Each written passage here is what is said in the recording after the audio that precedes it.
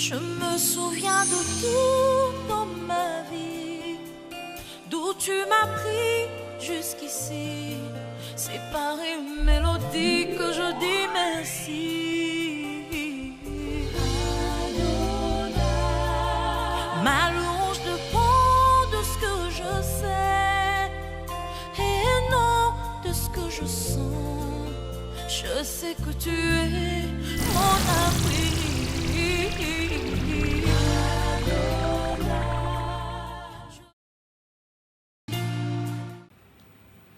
Bonjour à tous, Shalom peuple de Dieu, bienvenue dans notre première émission, le Divan de l'Éternel, présentée par sa servante, la précieuse Saphir Takizala. Alors, c'est une plateforme qui s'appelle Divan de l'Éternel, qui est là pour élever le nom de l'Éternel.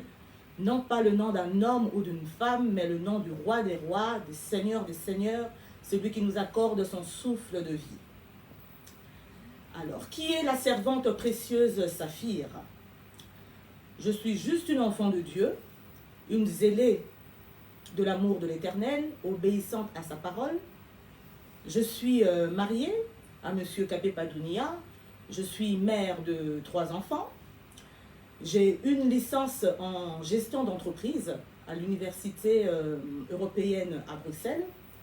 Je suis présidente d'une fondation en RDC, à Kikwit, dans la province du Kwilu, qui s'appelle l'ONG des Kwilu Debout, qui aide les démunis, qui aide les orphelins et qui porte assistance à toutes les femmes et jeunes femmes qui sont dépourvues de moyens. Alors, quoi dire de moi encore? Je suis aussi une femme d'affaires, entrepreneuse. J'administre mes affaires à Kinshasa et je suis à cheval entre Kinshasa, Bruxelles et Kikwit. Alors, pour l'instant, je suis un peu ici à Bruxelles avec ma famille, en confinement. Et donc, je suis heureuse de vous recevoir pour cette première émission. Ça sera un moment de partage, un moment d'échange, un moment d'exhortation, en toute simplicité, toute humilité, parler du Seigneur, parler un peu de mon parcours.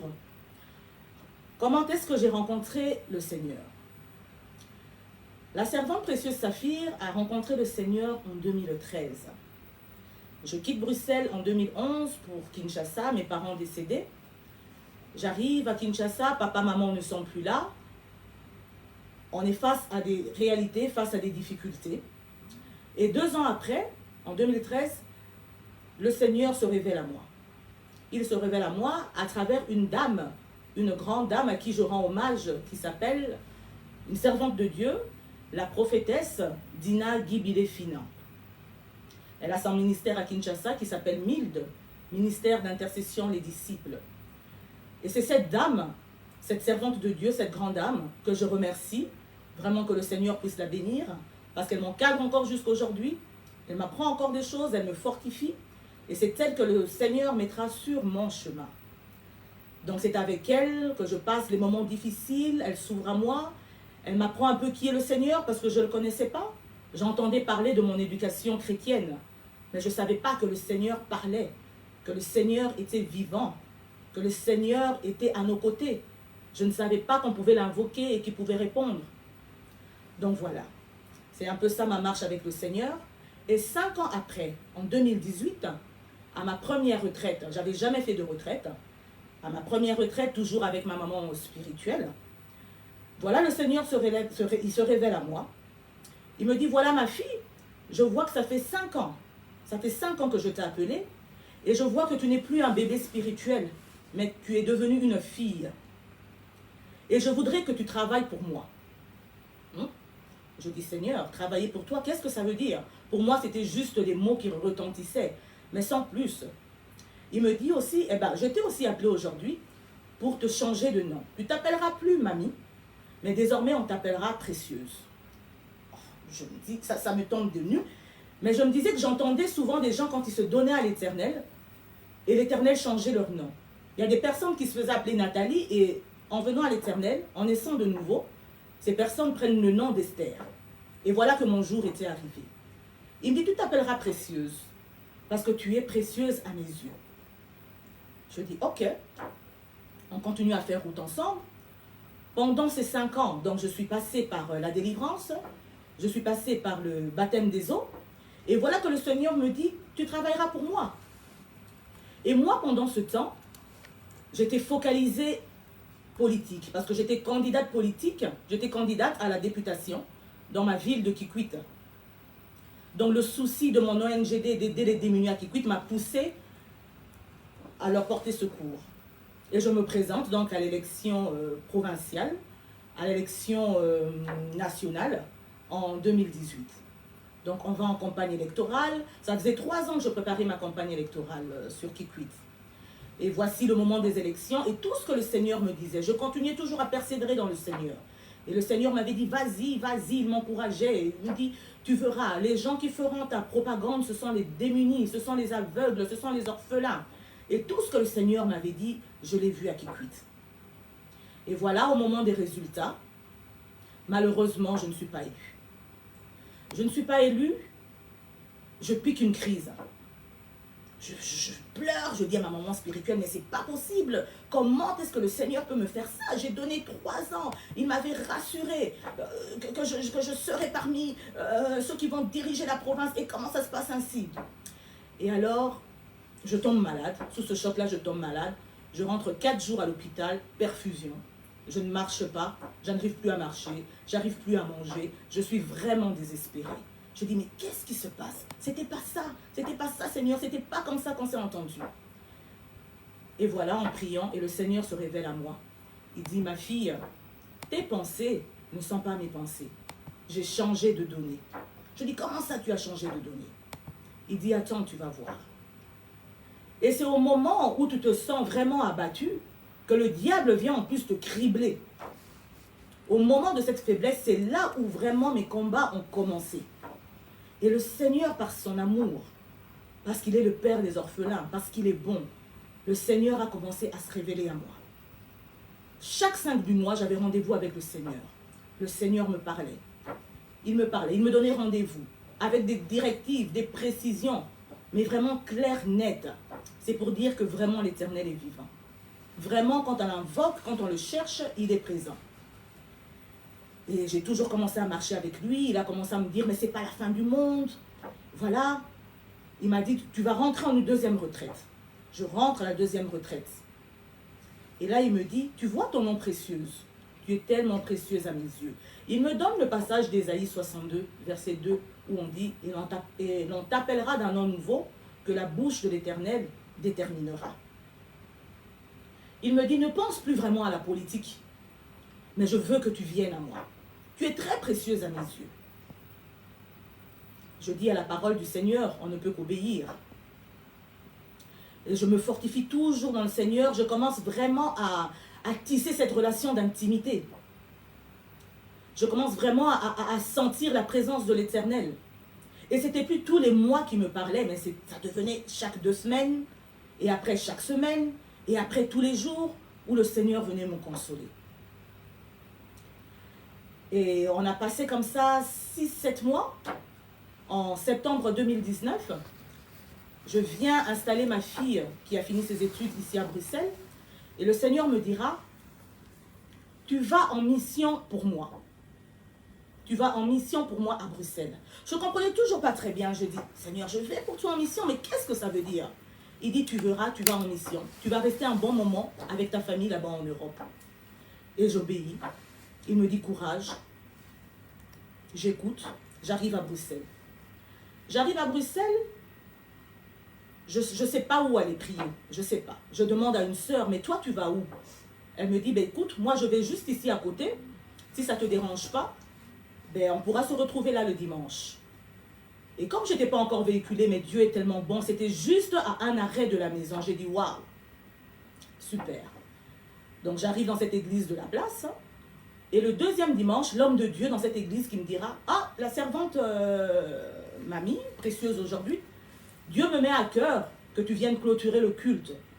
Je dis, moi, mamie, moi qui ne sais pas parler devant les gens, moi qui suis timide, qu'est-ce que je veux dire? Et alors, il m'encourage. Et j'ai commencé donc là-bas à intercéder.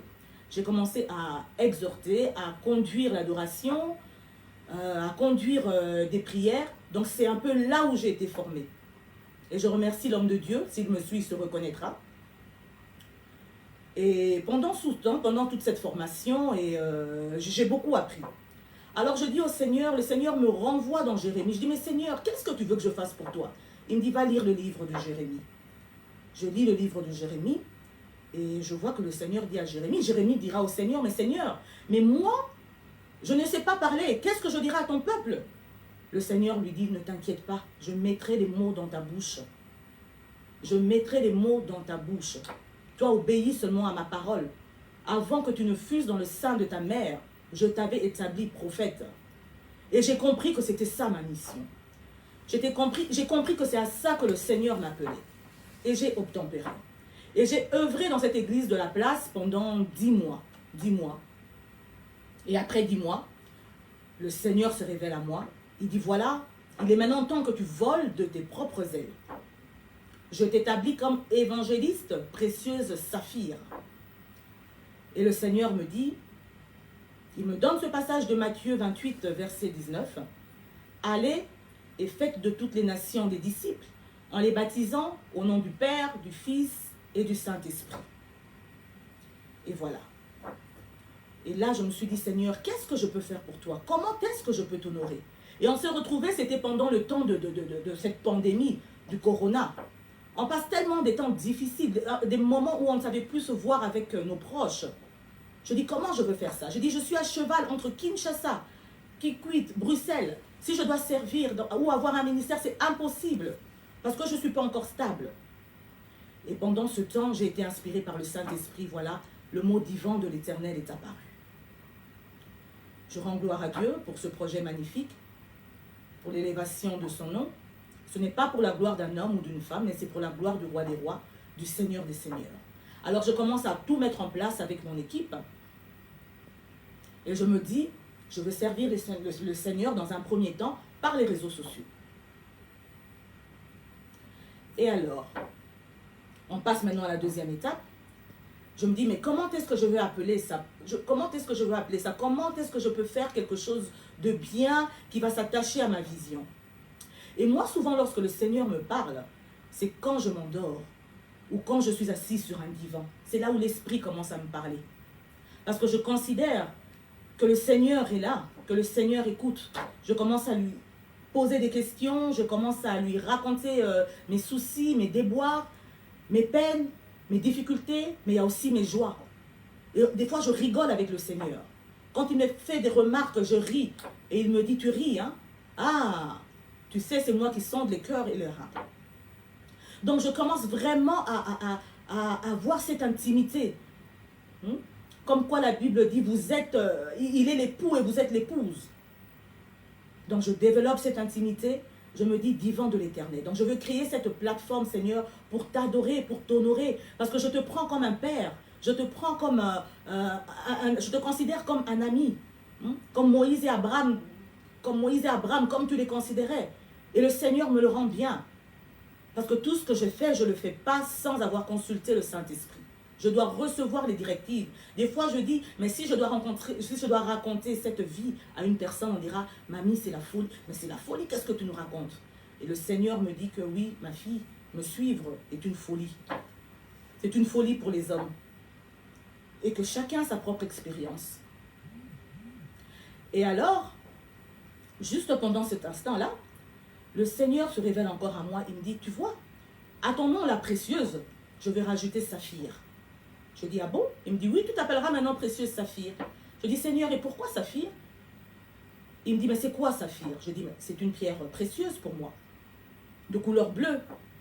Il me dit, voilà. Et directement, j'ai eu la révélation. Je dis, mais oui, Jésus lui-même était une pierre. David avait la pierre entre ses mains, la pierre angulaire. Cette pierre était précieuse. Cette pierre pouvait aussi s'appeler saphir, rubis. Et c'est cette pierre qui a permis qu'il puisse écraser Goliath. Et je me dis, voilà, le Seigneur me donne cette pierre, il me dit que j'ai Jésus avec moi. Et avec Jésus, je peux vaincre, je peux gagner tous les combats. Et je glorifie le nom de l'Éternel pour cela. Et aujourd'hui, je me caractérise comme une diva de l'Éternel, Parce que je voudrais servir Dieu avec excellence. L'excellence est naturelle. C'est le naturel des enfants de Dieu. Lorsqu'on connaît la valeur de ce Dieu qu'on sert, ce Dieu qui est excellent, dont l'or et l'argent lui appartiennent, on ne peut que lui donner le meilleur.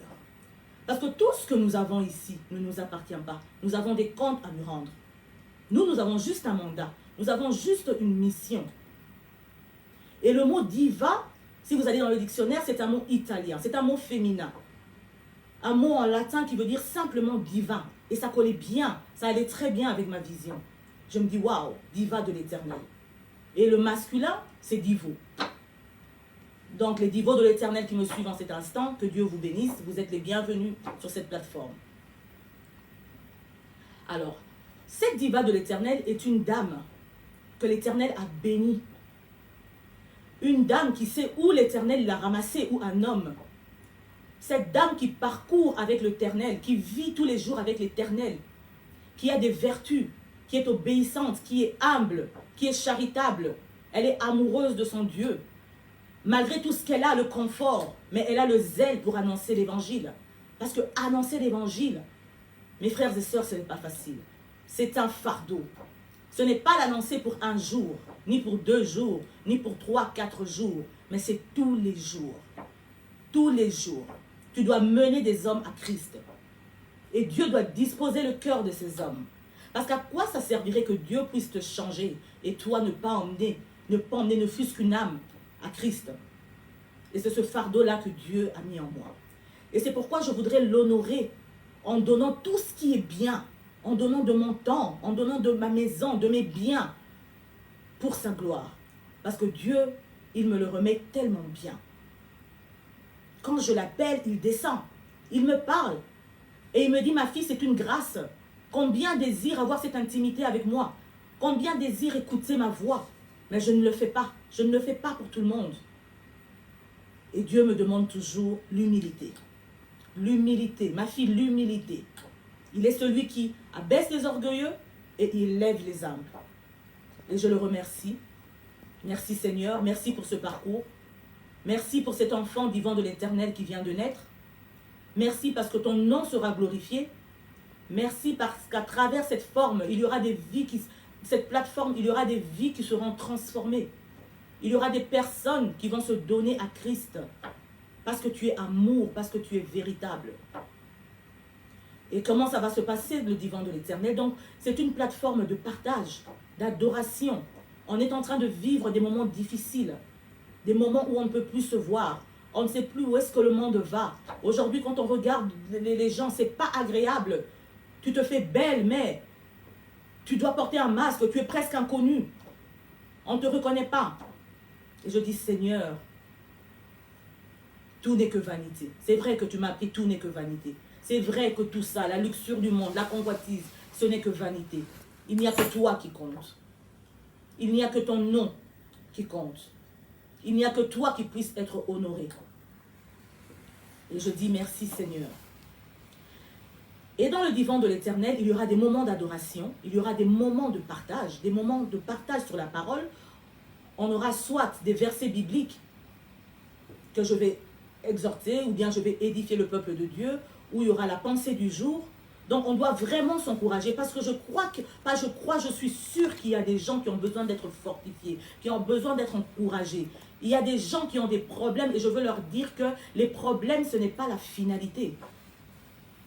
Nous devons être au-dessus de notre problème. Quand tu marches avec Dieu, même quand tu traverses les problèmes, Dieu sera toujours au-dessus. Parce qu'il est assis au-dessus de toute condamnation, de toute difficulté. Tu dois élever son nom. Attache-toi au Seigneur. Sois dépendant du Seigneur. Il n'y a que lui qui puisse te guider. Il n'y a que lui qui puisse te frayer un chemin. Là où l'homme dit c'est impossible, lui vient dire c'est possible. Moi je dis que mon Seigneur, il est mon point barre. Il est illimité. Ce qu'il a fait dans le passé, il continue à le faire aujourd'hui. Et je voudrais apporter une autre vision aussi pour dire que la diva de l'Éternel, c'est l'excellence aussi. C'est l'excellence dans quel sens? C'est cette dame aussi qui est propre pour l'Éternel. Dans le livre d'Esther, quand Esther devait rencontrer le roi, Esther ne venait pas comme si elle allait voir un ami. Elle venait devant son roi. Esther préparait sa toilette. Elle se faisait belle pour le Seigneur. Et c'est cette toilette-là que je voudrais emmener. Parce que pour moi, cette toilette-là reflète la beauté de ton âme. C'est un parfum d'odeur agréable. Quand le Seigneur te voit dans cet état, s'il voulait te donner 2 bénédictions, il va t'en relâcher 4. Parce que tu sens bon devant lui.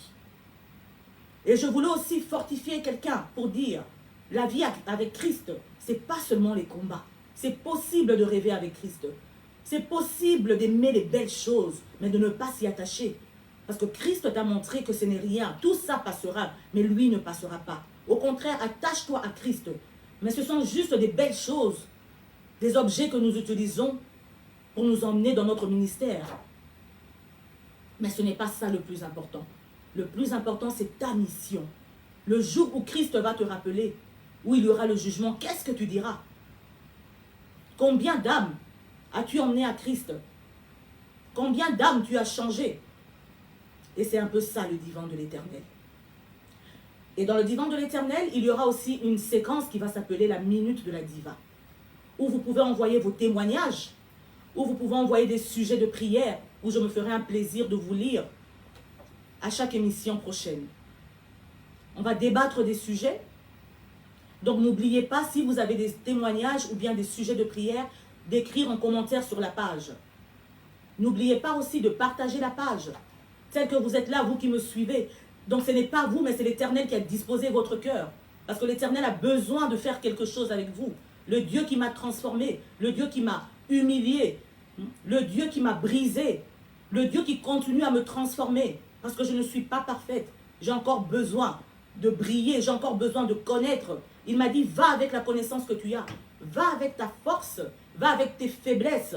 Ce n'est pas un homme qui t'a appelé, mais c'est moi qui t'ai appelé. C'est moi ton Père. Et je te glorifie, mon Dieu, mon roi. Vraiment, Seigneur, je te bénis. Vraiment, je te glorifie pour la naissance de ce projet, le divan de l'Éternel. Que cela ne s'arrête pas là, mais que le divan de l'Éternel puisse aller au-delà des frontières, qu'il puisse impacter, qu'il puisse toucher des âmes, sensibiliser, qu'il puisse gagner des âmes pour la gloire de ton Saint-Nom. Amen. Alors, je voudrais passer un moment de prière pour clôturer. Selon la parole que j'ai reçue dans Matthieu 28, verset 19, « Allez et faites de toutes les nations des disciples. » Je voudrais prier pour quelqu'un, je voudrais prier pour ce fardeau-là. Je ne sais pas quel est le fardeau que toi tu as, mais je voudrais te dire qu'avec Dieu c'est possible. Accroche-toi à Dieu, ne t'accroche pas à un homme. Maudit soit l'homme qui se confie à l'homme. Mets ton espérance en l'Éternel. Aie la foi et l'Éternel agira. Ce Dieu qui m'a appelé, ce Dieu qui m'a transformé, ce Dieu qui m'a donné le courage aujourd'hui de me lever devant vous, de parler devant vous. Ce Dieu, ce qu'il a fait avec moi, il peut le faire avec vous. Éternel Dieu Tout-Puissant, Adonai, je te bénis, je te glorifie. J'élève ton nom, Seigneur Dieu de gloire, Papa. Sois magnifié, sois béni, Seigneur Dieu de gloire. Merci pour ce projet, Éternel Dieu de gloire. Merci, Papa, pour l'élévation de ton saint nom à travers ce projet, Papa. Sois élevé, sois magnifié, Yahweh. Tu sais, Seigneur, les problèmes, les désirs, Papa, les peines, les joies de tous ceux qui nous suivent en ligne, Seigneur. Je veux que tu puisses venir ce soir, bénir une âme, fortifier, parler en songe, en rêve, en vision, Seigneur. Que tu puisses les visiter, Seigneur. Yahweh, le Dieu qui s'est révélé à moi, que tu puisses te révéler à eux, Seigneur. Ton peuple a soif de toi, Seigneur. La moisson, Seigneur, est grande, Papa, mais il y a peu d'ouvriers, Seigneur, de gloire. Yahweh, ce n'est pas par ma force, Seigneur. Ce n'est pas par la force d'un homme, ni d'une femme. Mais c'est par ta force à toi, Seigneur de gloire, Papa. Tu as dit à Gédéon, va vaillant héros avec la force que tu as. Et Seigneur, c'est un fardeau. Donne-moi ce courage. Mets à mes côtés des gens, Éternel Dieu de gloire, qui craignent ton nom, avec lesquels on va évoluer dans la vision que tu m'as donnée, la vision de l'excellence, la vision du beau, la vision du confort.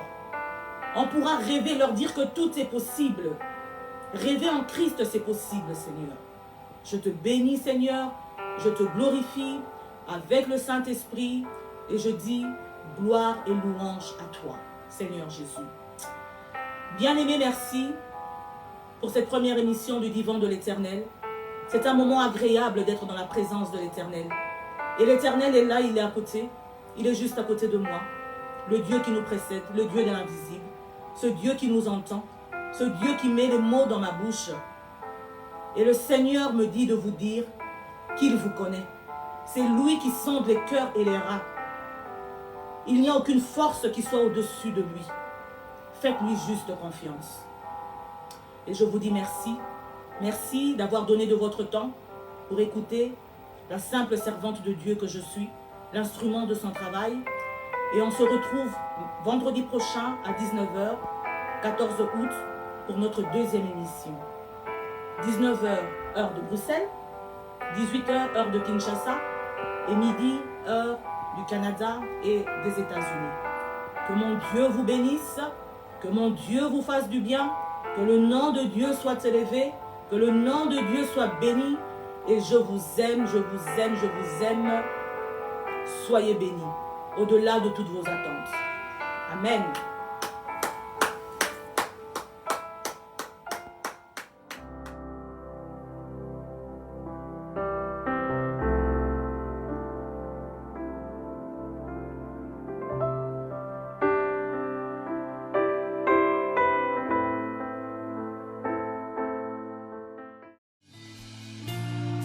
Je me souviens de tout dans ma vie, d'où tu m'as pris jusqu'ici. C'est par une mélodie que je dis merci. Adonai. Ma louange dépend de ce que je sais et non de ce que je sens. Je sais que tu es